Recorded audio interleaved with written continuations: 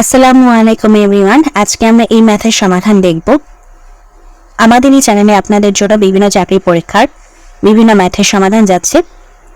Kindly আমাদের চ্যানেলটিকে subscribe করে দিবেন। তো চলুন এখন আমরা আমাদের আজকের ম্যাথের সমাধানে নেমে পড়ি। এখানে কি বলছে যে কোনো মূলধন 5% সরল সুদে 20 বছরের সুদে আসলে 50,000 টাকা হয়। মূলধন কত? তো মূলধন বলতে আমরা বেসিক্যালি কি বুঝি? মূলধন হচ্ছে আমাদের পি মানে হচ্ছে আসল। মূলধন মানেই তো আসল, তাই না? সো আমাদের পি এর মানটা বের করতে হবে। এখন আমাদের দেয়া আছে কিসের মান? দেয়া আছে সরল সুদ, মানে হচ্ছে আমাদের সুদের মান, তার মানে আর এর মান দেওয়া আছে, আর বছরের মান দেওয়া আছে, এই যে এন বছর। কিন্তু এখন আমরা খুব সহজেই ওই যে I equals to P N R দিয়ে বের করতে পারতাম যদি আমাদের কাছে আই এর মান থাকতো। বাট এখানে কাহিনী হয়ে গেছে যে আমাদের কাছে আই এর মান না দিয়ে আমাদের কাছে কি করছে, সুদে আসলে যে 50,000 টাকা হয় আমরা তো আসল জানিই না। তো আমরা যদি আসল জানতে পারতাম তাহলে সুদে আসল থেকে আসলকে সরিয়ে সুদটা বের করতে পারতাম। বাট আমরা তো আসলই জানি না। আবার এই জায়গায় আমাদেরকে আই এর মানটা না দিয়ে, মানে শুধু সুদের মানটা না দিয়ে কি করছে, সুদ আসল দিয়ে দিছে। তো এখন আমাদের এখান থেকে পি এর মানটা বের করতে হবে।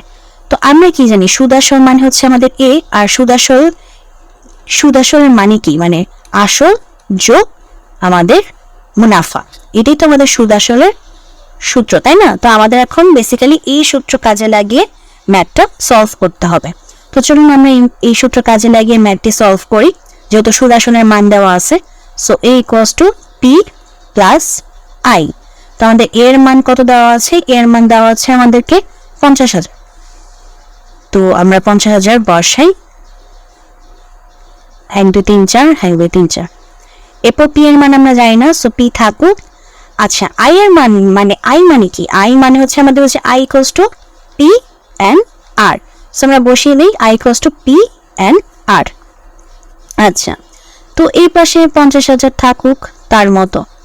আমরা এদিকে কি করতে পারি, এখন পিটা কমন নিতে পারি, নিয়ে এখানে কত থাকে? 1 থাকে, আর এই পাশে থাকে হচ্ছে আমাদের এন আর আর। তো এখানে 50,000, এরপরে পি থাকুক আমাদের 1। আমরা এখন এন আর আর এর মান বসিয়ে দিই, কারণ আমরা জানি এন আর আর এর মান আমাদের দেয়া আছে। আমাদের এন এর মান কত? 20 বছর, সো 20। আর আর এর মান কত? আর এর মান দেওয়া আছে 5%, তো 5/100। ওকে, আচ্ছা। তো আমরা এখন সমাধান করি। পি থাকুক, তারপর 1 প্লাস এখানে 20, আর এখানে থাকে হচ্ছে আমাদের 5 দিয়ে যদি 100 কাটি তাহলে 20 হয়, তাহলে 1/20। ইয়েস, 1/20। তারপর হচ্ছে আমরা ক্লোজ করে দিই ব্র্যাকেট। তারপর 50,000, এখানে পি থাকলো 1 প্লাস, আবার এখানে 20 আর 20 যদি কাটি তাহলে কি হবে? 1 হবে।